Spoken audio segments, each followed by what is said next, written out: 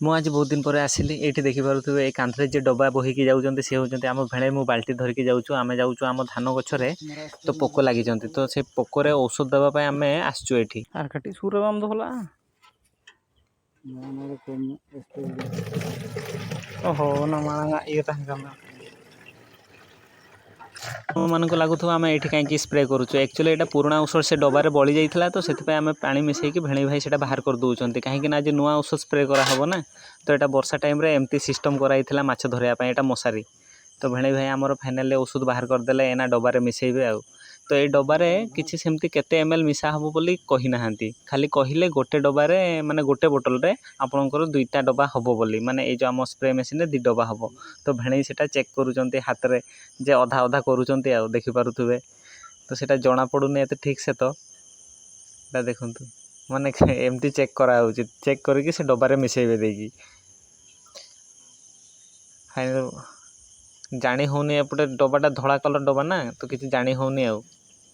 ଏଇଟା ହେଉଛି ଦେଖନ୍ତୁ ପୁରା ପାଣି ଭଳିଆ, ମାନେ ଏତେ ଗନ୍ଧ ହେଉଛି ଔଷଧ ଏତେ ଜୋରରେ, ଯାହା ବି କୁହନ୍ତି ଗନ୍ଧ କିନ୍ତୁ ଭୟଙ୍କର ଗନ୍ଧ ହେଉଛି। ତ ମିଶାଇବା ହେଇଗଲା, ଡବାରେ ପକାଇଦେଲେ ଔଷଧ ଆମର ଦେଖିପାରୁଥିବେ ଭେଣେଇ ଭାଇ। ତ ଏବେ ତାଙ୍କର ଜରିରେ ସିଲ୍ କରିଦେବେ, ମାନେ ଗନ୍ଧ ଭୟଙ୍କର ଗନ୍ଧ। ଭେଣେଇ ତ ଆମର ତ ଜରି ଫରି ପ୍ୟାକିଂ କରି ସାରିଲେଣି। ଏବେ ବାକି ରହିଲା ଆମେ ପାଣି ମିଶାଇବୁ ଏଇଠି ଆଉ। ଦେଖିପାରୁଥିବେ ଭେଣେଇ ଆମର ଢାଳୁଛନ୍ତି, ତ ଢାଳିବା ପାଇଁ ପଡ଼ିବ। ପୋକ ଏତେ ଲାଗିଛନ୍ତି, ମାନେ ଏଇ ଟାଇମ୍ରେ ଲାଗିବା କଥା ନୁହେଁ କିନ୍ତୁ ଲାଗିଯାଇଛନ୍ତି ପୋକ। ତ ସେଥିପାଇଁ ଆସିଛୁ ଆଉ। ସେଇଟା ତ ମୁଁ କହିଲି ଏବେ ଆପଣମାନଙ୍କୁ। ତ ପ୍ରାୟ ବୋଧେ ଡବାଟା ଆମର ଫୁଲ୍ ହେଇଗଲାଣି। ଭେଣେଇ ଆମର ଚେକ୍ କରୁଛନ୍ତି ସେଇଟା, ଯେ ଡବାଟା ଫୁଲ୍ ହେଉଛି ନା ନାହିଁ। ପ୍ରାୟ ଡବା ଫୁଲ୍ ହେଇଗଲାଣି, ଆରମ୍ଭ ବି ହେଇଗଲାଣି। ଦେଖିପାରୁଥିବେ ଭେଣେଇ ଭାଇ ଆମର ସ୍ପ୍ରେ ମାରୁଛନ୍ତି। ଏଇଟା ଦେଖନ୍ତୁ କେମିତି ସ୍ପ୍ରେ ମାରା ହୁଏ ବୋଲି। ଯେଉଁମାନେ ଚାଷ କରୁଛନ୍ତି ସେମାନେ ତ ଜାଣିଥିବେ, ଆଉ ଯେଉଁମାନେ ଜାଣିନଥିବେ ଏମିତି ସ୍ପ୍ରେ ମାରା ହୁଏ। ଦେଖନ୍ତୁ ଭେଣେଇ ଭାଇ ଆମର ଚାଲିଲେ ସେପଟେ। ଏବେ ସେ ବିଲଟାକୁ ଫୁଲ୍ ସ୍ପ୍ରେ କରାହେବ। ତ ଦେଖନ୍ତୁ ଏମିତି ପୋକ ଲାଗିଛନ୍ତି ଧଳା ଧଳା। ଏମିତି ଖାଲି ଆଖିରେ ଦେଖିଲେ ଲାଗିବ ଯେ ଏଇଗୁଡ଼ା ଧଳା ଧଳା କ'ଣ ଲାଗିଛି ବୋଲି।